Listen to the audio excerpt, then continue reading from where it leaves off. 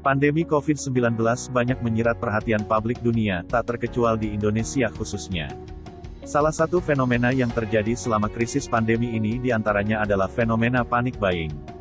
Panic buying adalah salah satu dari beberapa perilaku manusia yang tidak menentu selama krisis.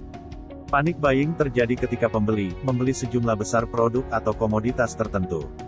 Hal ini disebabkan karena ketakutan tiba-tiba akan kekurangan atau terjadi kenaikan harga di waktu yang akan datang. Atau untuk mengantisipasi terjadinya bencana atau bencana yang dirasakan. Kejadian tersebut mengingatkan kita pada salah satu kajian fundamental ekonomi yakni scarcity atau kelangkaan.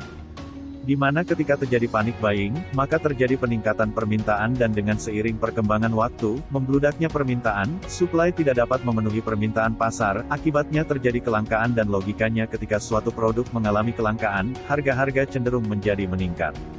Berikut ini Sobat Ekonomi merangkum sejumlah fenomena panic buying yang sempat terjadi di Indonesia.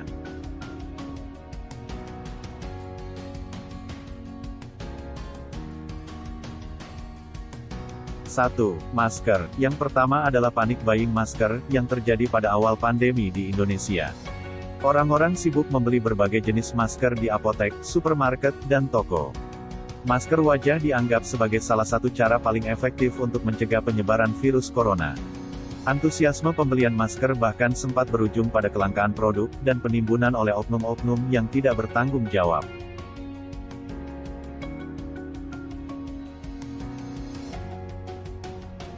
2. Hand sanitizer. Seperti halnya masker wajah, hand sanitizer menjadi perbincangan masyarakat di masa-masa awal pandemi COVID-19 di Indonesia.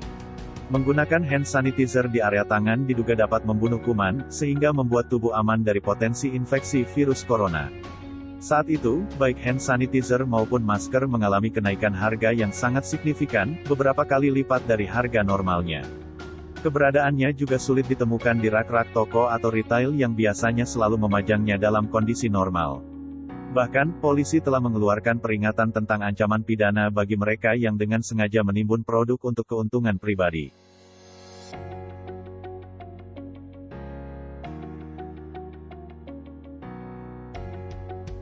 3. Temulawak. Panic buying temulawak terjadi ketika ada kabar yang beredar di masyarakat, bahwa konsumsi temulawak dapat meningkatkan kemampuan tubuh dalam menangkis virus corona.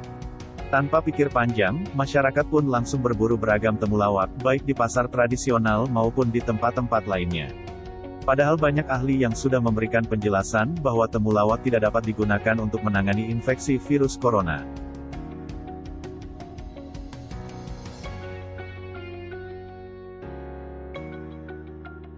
4. Susu beruang. Salah satu produk susu kalengan, saat itu juga menjadi incaran masyarakat karena dirasakan manfaatnya dalam memerangi virus corona.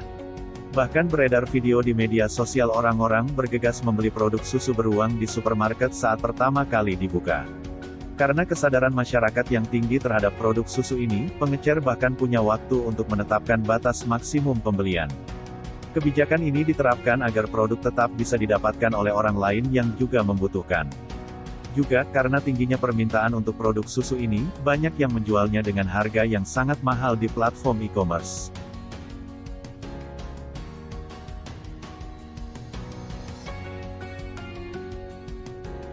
5. Minyak goreng. Yang terakhir adalah mengambil produk minyak goreng kemasan di toko-toko retail. Ini terjadi saat harga tunggal diumumkan pada Rabu, tanggal 19 Januari tahun 2022.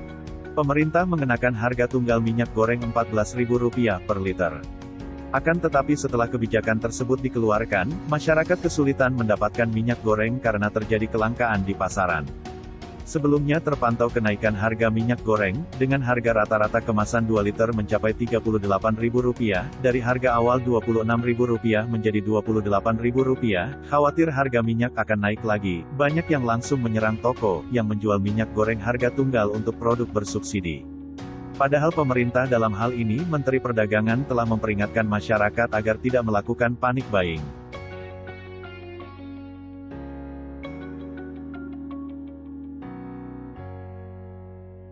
Baiklah Sobat Ekonomi, itulah tadi beberapa fenomena panic buying yang terjadi di Indonesia, di masa pandemi COVID-19. Semoga dengan kejadian tersebut, masyarakat Indonesia lebih mampu memahami situasi dan kondisi yang ada, serta peka terhadap berbagai lingkungan dan bijak mengambil keputusan, demi kemajuan perekonomian Indonesia.